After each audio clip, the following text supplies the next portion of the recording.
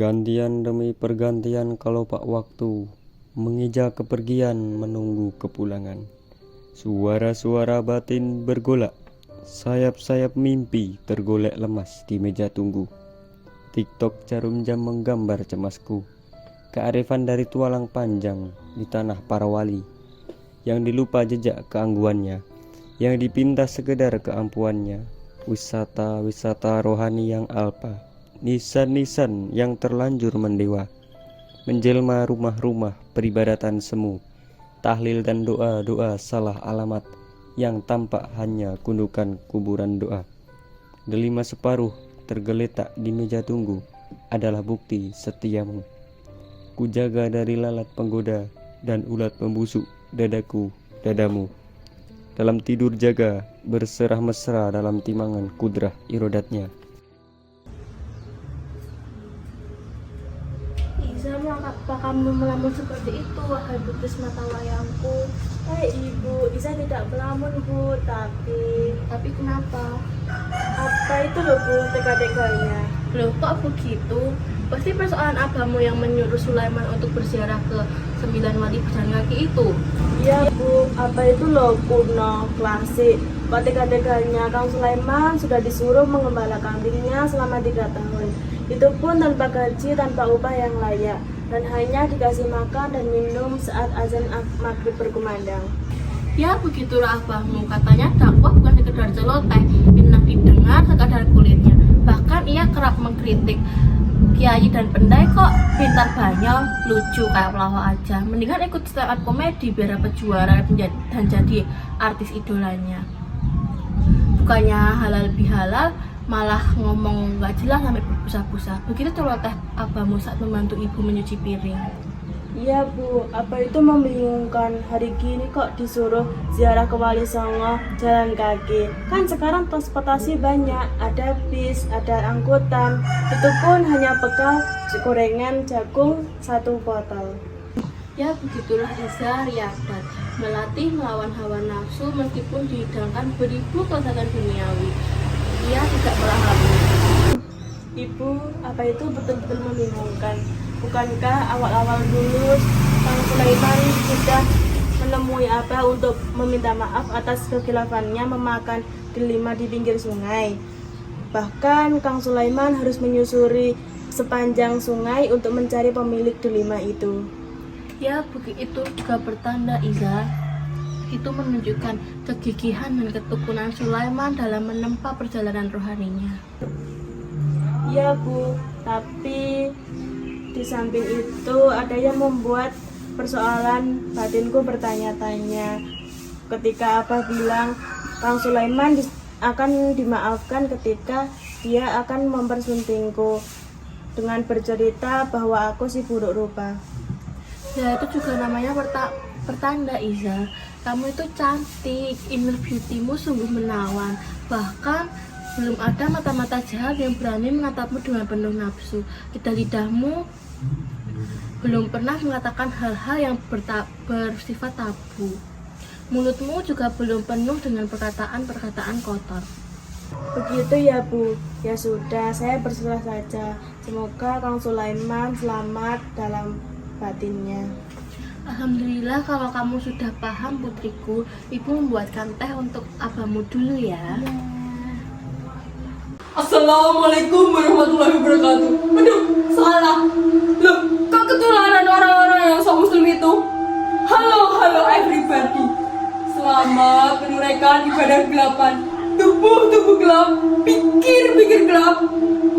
Kaum penggelap, kebijakan gelap, semua serba gelap, dan peteng dedek adalah kesukaanku. Hai staf kebanggaanku, bagaimana dengan kerjamu? Jauhlah tuanku, kami dari divisi pendidikan akan melaporkan hasil kerja kami. Langkah-langkah kami sudah sistematik dan strategis. Kebijakan-kebijakan kami rancukan lewat Kementerian Pendidikan. Kurikulum selalu berganti-ganti dan tidak akan pernah tuntas. Guru-guru hanya mengejar sertifikat dan para murid masuk kelas sekadarnya. Baik mereka mampu maupun tidak mampu, sama saja, semua akan diloloskan dengan alasan orang tua mereka sudah mengeluarkan banyak biaya. Wow, berita bagus. Sungguh-sungguh kerjamu bagus. Lalu, bagaimana dengan pesantren di negeri ini? Yang katanya fondasi pendidikan agama di negeri ini. Lebih mengembirakan lagi, Bunda Ratu. Para ustadz-ustadz sudah meminta upah layaknya buruh pabrik. Para kiai sudah mabuk politik sampai lupa untuk mendoakan santri mereka. Begitulah laporan kami, Bunda Ratu. Well, good. Astagfirullah. Loh, Bunda Ratu, kok ketularan kamu yang beriman itu? Sorry. I'm sorry. Saya hanya kepleset lidah saja. Enggak ketularan virus orang yang sok munafik itu. Bagaimana dengan divisi ekonomi? Daulah Bunda Ratu, kami laporkan hasil kerja kami. Pasar tradisional penuh riba, kios-kios berlomba meminta pengarisan dengan jikmat dan berburuk sangka dengan pedagang biasa. Minimarket di desa hancurkan ekonomi rakyat, membuat rakyat terperangkap kemiskinan dan kufur. Bagus. Sungguh kerjamu bagus. Kerjamu sangat visioner. Subhanallah. Loh Bunda Ratu, kok lidahnya terpeleset? Malah ikutan kaum yang hanya warisan orang tuanya ya? Sorry. Just kidding. Sungguh kaumku sangat tangguh. Beda dengan orang-orang yang low baterai, bentar-bentar minta dicas. Bagaimana dengan kalangan atas? Wahai staf kebanggaanku. Oh mereka Bunda Ratu, ini lebih keren lagi. Penjabat negeri ini seperti penjahat mengundang investor asing untuk merampok negeri ini. Dengan sistem dan kebijakan yang sudah diatur oleh pesana saudagar mereka. Asoy bukan Bunda Ratu. Bagus. Kerjamu sungguh bagus. Rupanya saat ini musimnya kartal. Good. Bagaimana dengan perkreditan? Oh kredit, ini jurus paling ampuh, mesin pembunuh. Kredit merambah segala hal, membuat orang terlibat hutang seperti petani dan buruh. Laporan selesai. Cukup Bunda Ratu. Sudah. Boleh dimaklumi. Dicukupkan. Saat ini strategi tertinggi itu maklumilah. Loh, Bunda Ratu, kok pakai lila-lila? Saya bisa kualat kok, Bunda. Kualat dalam kebajikan. Santai aja, tenang. Saya cuma terpleset di lidah saja, nggak sampai ke hati. Saya kan cuma copy paste. Banyak orang-orang yang cuma memberi fatwa dan petua, cuma di tulisan dan ucapan bibir mereka saja.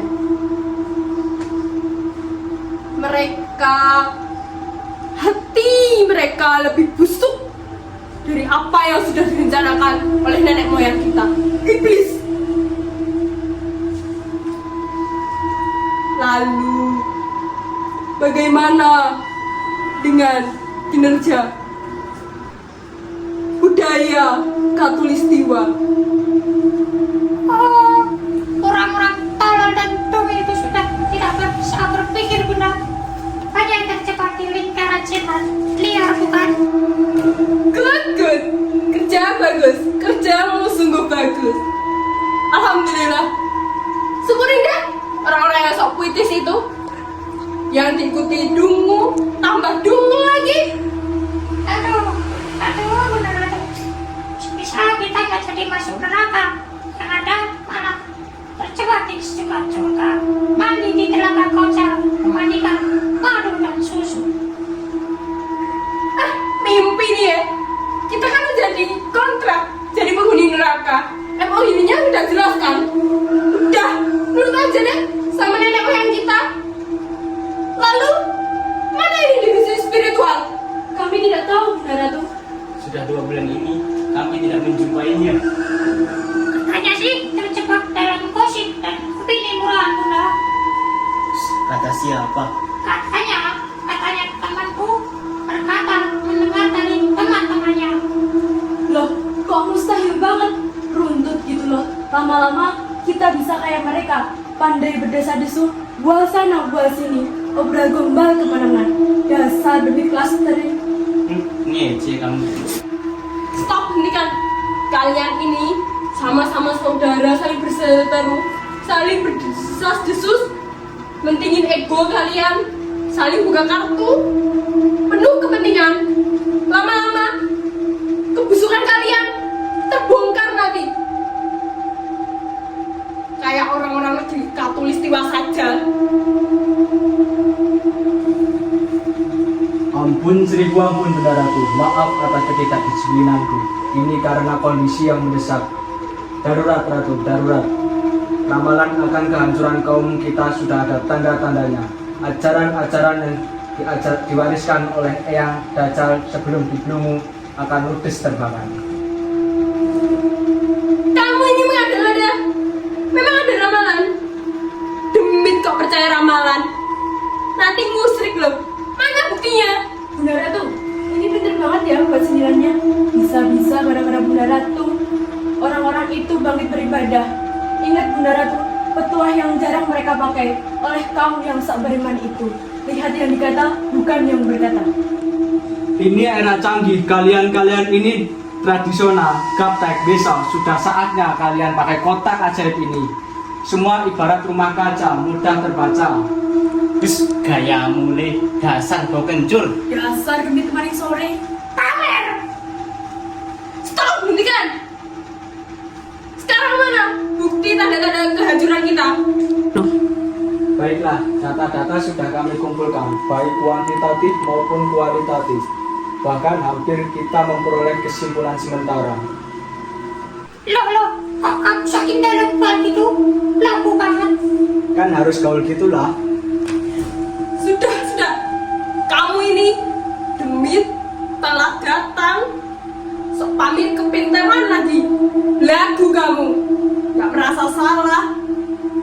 Bisa-bisa saya cabut es kamu. Atau saya mau cabut kamu ke kutub utara. Ampun Bunda Ratu, ampun, jangan pecat saya. Begini Bunda Ratu, di sebuah desa dekat Bengawan Solo ada putri kiai yang alim. Ah, udah biasa itu. Rajin baca Al-Quran kan? Pintar ibadah kan? Hormat sama kedua orang tuanya kan? Paling-paling nanti lupa dengan kebaikannya, berjalan pongah dan melakukan kesombongan. Ini beda Bunda Ratu, syariat telah mengalir ke urat darahnya. Sepertinya tak ada celah untuk menggodanya. Percuma Bunda Ratu. Begitukah? Bagaimana? Kok sudah kecolongan, ha? Semenjak di dalam kandungannya, doa-doa orang tuanya sudah melindunginya. Tipu daya kita tak terperdaya mampu menembusnya. Begitu?